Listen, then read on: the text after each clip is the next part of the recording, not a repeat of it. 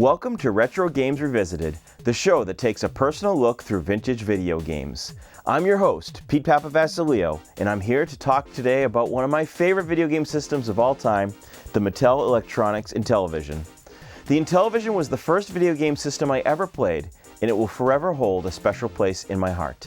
Some of my earliest memories from the mid-1980s were playing Intellivision with my family as a 3-year-old and spending countless hours looking through the catalogs, admiring the art for the games. It's funny to think about now, reflecting back over 30 years later, but what an impact this system had on me. Because let's face it, from a modern perspective, the graphics and sounds are sorely outdated and the controller is weird.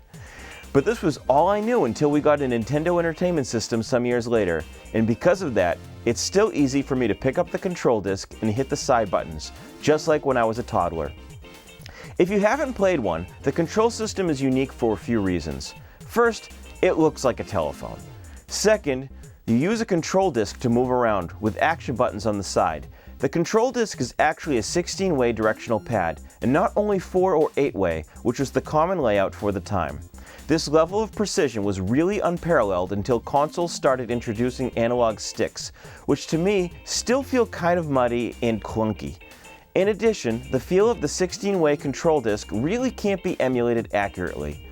Also, there are 3 unique action buttons on the sides of the controller. The top left and right buttons are actually controlling the same switch, while the bottom left and right can each be assigned to different functions.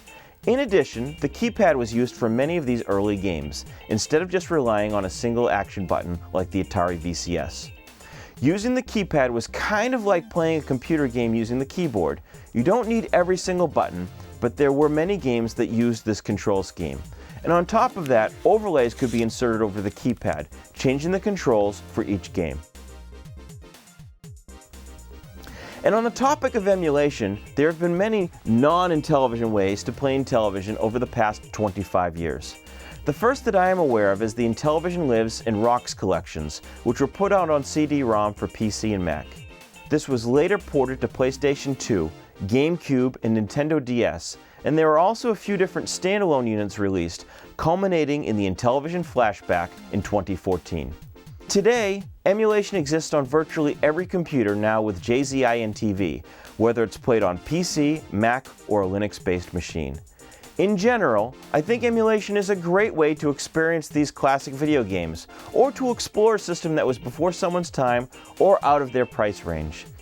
But no matter how advanced emulation may be, there are a lot of aspects that can't be emulated, like the controller that I referred to earlier, the precise timings, or how the pixels would bleed into one another on a CRT screen, unlike the jagged edges of an LCD.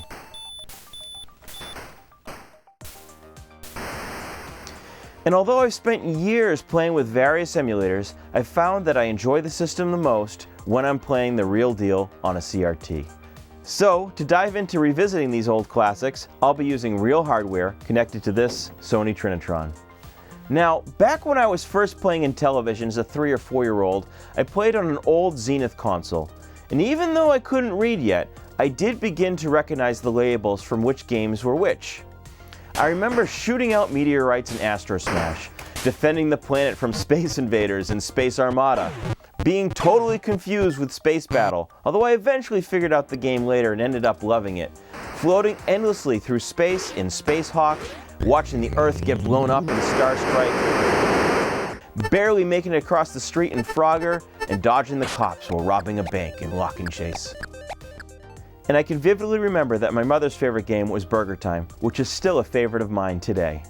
I was even into the sports games, which is probably the only system where I've really enjoyed them, putting in lots of time on PBA bowling, racing down the mountain and skiing, and playing Major League Baseball when I could find someone else to play it with me. I still have memories playing some of the oddball games between the Shuffling Noise and Shifty-Eyed Dealer and Las Vegas Poker and Blackjack, where I really didn't know how to play, and the terrible sounds of Donkey Kong and Carnival.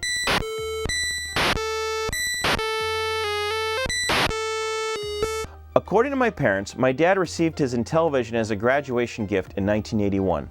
At the time, it cost $250, which in today's money would be close to $750. I can remember my parents talking about how expensive the system was, but that within a few years, they were able to buy a new replacement for their broken system for only $70 at Toys R Us. That was the system that I grew up with, which was a silver INTV3 Master System. I can remember thinking that it was different than my cousin's Intellivision, which was the original golden wood grain model with a bubbly feel to the buttons on the controller. And even though we were a family that was an early adopter of the NES, our Intellivision never really went away. I can remember being 6 years old, and our new NES was failing to load a cartridge and getting frustrated enough to hook up the Intellivision instead. Which, to think about today, a 6-year-old maneuvering behind a television, connecting an RF switching adapter into a UHF connection just seems so crazy. But like many kids, if I wanted to play or switch from a modern system to a vintage one, that's just what you had to do. And even as I grew older and got into the SNES and then later CD systems, I would still break out the Intellivision from time to time. By the fall of my freshman year of high school, the World Wide Web was finally coming into its own.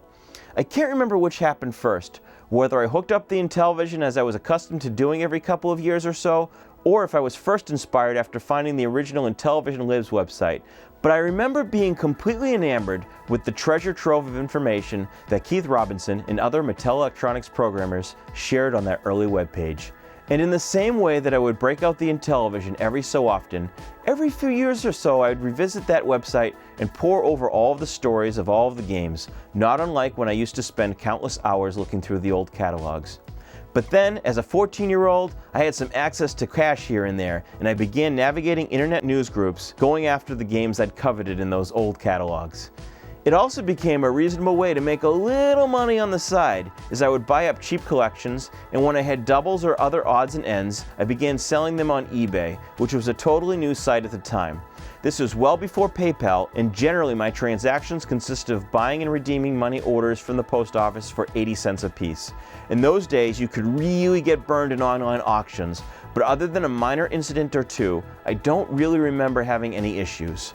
I'll never forget the excitement of getting my first box of Intellivision games in the mail to add to my collection, which quickly outgrew the shoebox I was keeping it in, with probably a dozen or so games and an IntelliVoice for $20 shipped.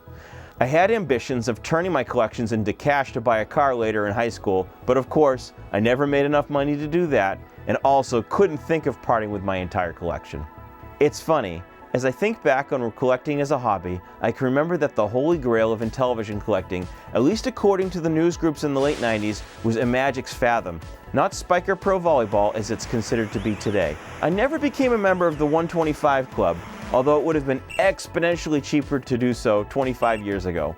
But I did acquire some really cool items in my collection, including the system changer to play Atari VCS games, the music keyboard, and a brown European version of the entertainment computer system. I can't stress enough how much I enjoyed and still love playing this system. It brings me back to a special time when you kind of had to use your imagination while playing video games, and the focus was entirely on gameplay. In the same way that my parents shared their system with me, it's something I know I'll enjoy sharing with my children, and it still works better than my NES. And for me, that's what this is all about, and what I will do with this channel. I'll share my memories of these classic games, the nostalgia, and being young and able to spend tons of time in front of a TV with a video game. I would like to go on a journey revisiting, really reliving these classic systems and games. What are my memories of the games? What were my first impressions? And how do they hold up now, years later, after replaying them? But I don't want to do this alone. If you're old enough to remember these games when they were new, I want to hear what your memories are of them in the comments. And if you missed out on them, or just had the chance to play them more recently, I want to hear what you think about them today. So, what are your Intellivision memories? Did you have one growing up, or play it at a friend's house? Or are you still baffled by what this strange system with the telephone controller is?